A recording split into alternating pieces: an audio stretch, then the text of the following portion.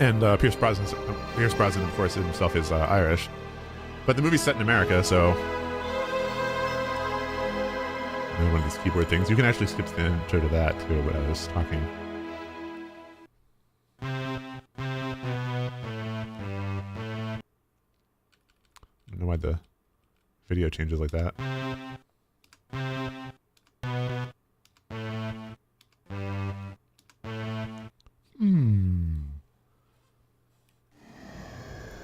So, yes, it was not until the late 90s that I got any farther than this, really. Especially with the big surprise in the next Cyber Boogie. Then when I went off to college in 2000, I brought a copy of the game along, but my new computer wouldn't play it. And so every once in a while, when I went home for a break, I would try it again. But it was so it's such a pain to do because, you have to reboot into DOS to play it. And each time that you play it is such an investment because you spend like 45 minutes until dying the same place you died before. And then it just infuriates you and you don't want to try it again for quite some time. You're afraid of just wasting your time by never making any progress. I finally made a little bit more.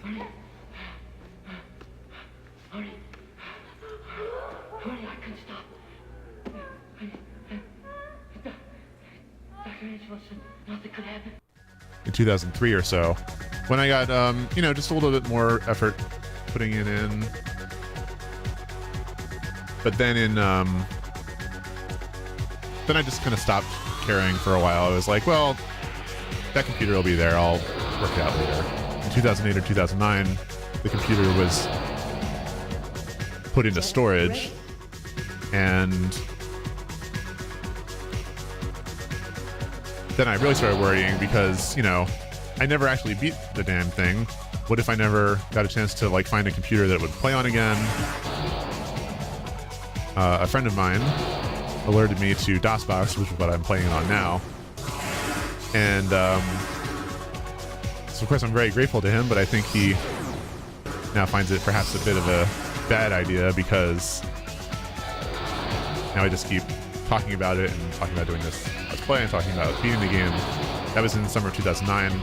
I played it a couple times and then I put it away for a while. And then finally in summer of 2010, after deciding to just buckle down and figure out the last nearly impossible Cyber Boogie, I beat it. Took me a while, I'll talk about it a little bit later, took me a while to actually figure out how to do the final level. I accidentally did it correctly the first time, but then couldn't duplicate it. Now watch out carefully, because balls coming at you. This is one of the reasons that I died a lot. I actually drafted my sister to write down the moves in here so I would know when the balls were coming up. Because they come at you with very little warning. You can kind of tell now that I've finished the game that it'll do that. It'll change colors a little bit on you too. Here come more. Now, see the colors kind of bluer. And we're almost done. So that was heart-pounding, even now. Infuriating when it would hit you, because you didn't know it was coming. The game never even mentioned anything about that, unlike the pillars in Ledge of Darkness, for example. And the balls show up later, but at least when they do that, they have little electrical sounds. Like they just kind of zap as they near you. Alright, so prime numbers. Also, I'm glad that I got to show you this one. Some of these puzzles are inscrutable. Like, they have multiple answers that could make sense. They might look like they have 0 answers that make sense. This one actually fooled me at once. Until I figured out that 3 of them were supposed to be weather, and the other one is the moon. And when I finally hit it again, in 2009 or 10, I realized that it was a perfect definition of insane moon logic to figure out what these puzzles are about. Access granted. These are more or less chosen at random, so. Now we have this with 3 keys. So watch carefully as the panel slides around to see what I'm talking about.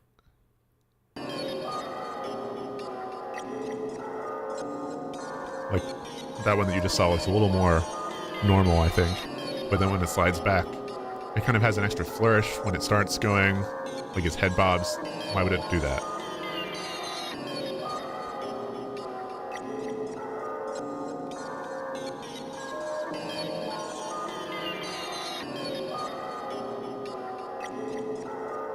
So I never really saw these parts of the game until about 2003 or so.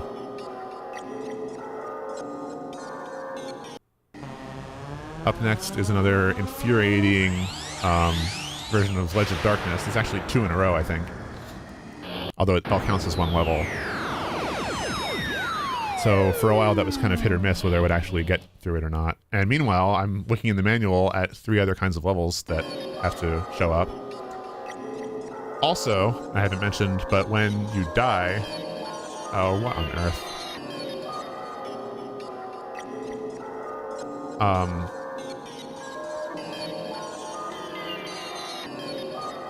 It will say game over, less than 10% completed, or less than 20% completed in multiples of 10. And when I would die, you know, after only like 10 out of 28 levels, thinking that I had seen much of the game already, it was very discouraging to see suddenly it tell me that I was only 30% through or something.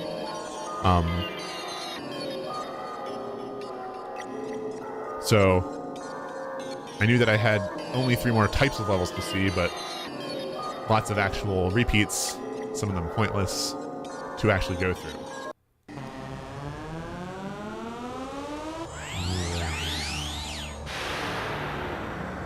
The next type of level is called The Sting, and it's covered in bees. This actually is also something fairly related to the movie in that there are bees in the movie. And you'll see a little bit of a clip of that too. It's kind of a dumb puzzle though.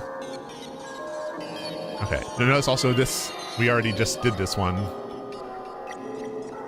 2 times ago. Sometimes it'll just repeat the same puzzles. Sometimes 3 in a row of the same thing, and it's usually this one, where it's just up, right, right, down, down, left.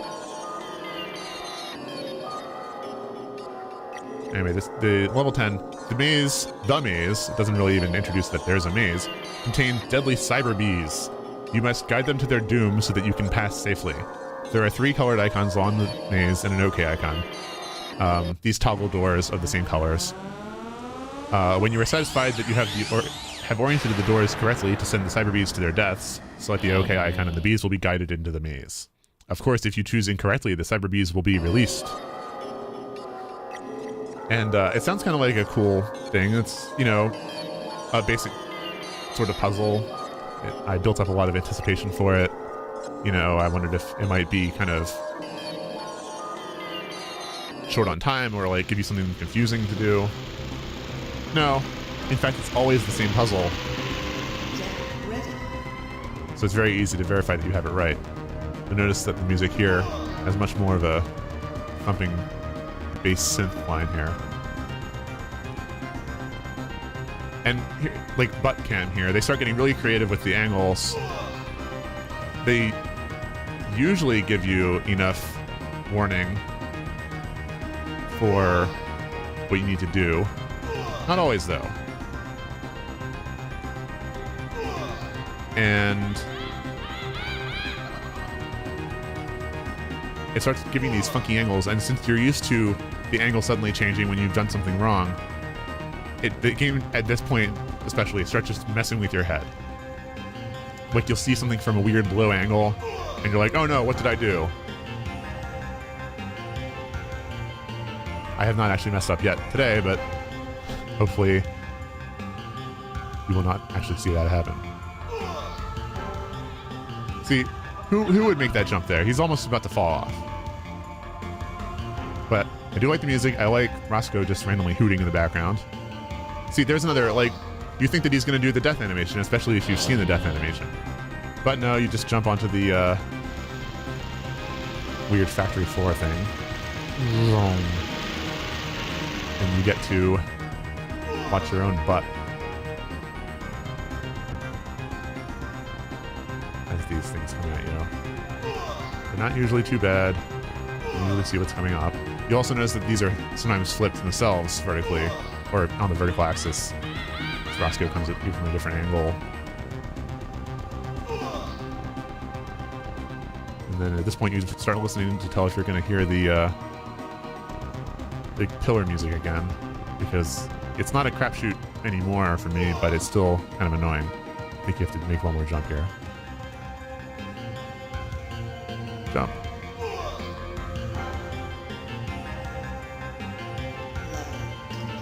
Actually, level complete are some of the sweetest words that you ever hear in this game, because then you know that you actually do get a bit of a break. There's no way to pause the game either. You can't, I mean, you can pause it in DOSBox because you can just stop the animation for a sec, but you can't escape to a menu or anything, or like just say I need to go to the bathroom for a minute. If you hit the escape button, it will immediately cancel out to DOS.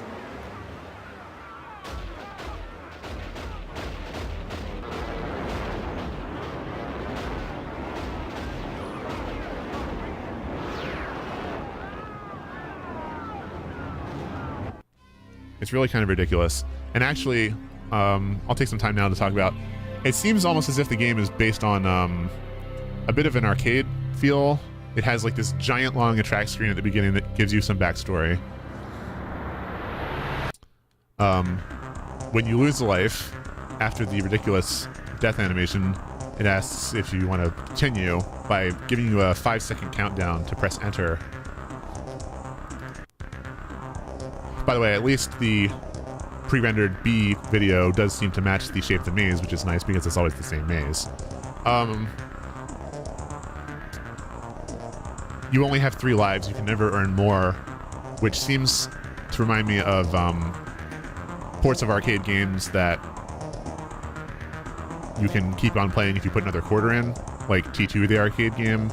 If you're playing that on a console, then you have only so many things, and once you're out, which doesn't help you beat the game, because it more or less relies on the fact that you're pumping lots of quarters into it to be able to finish the game.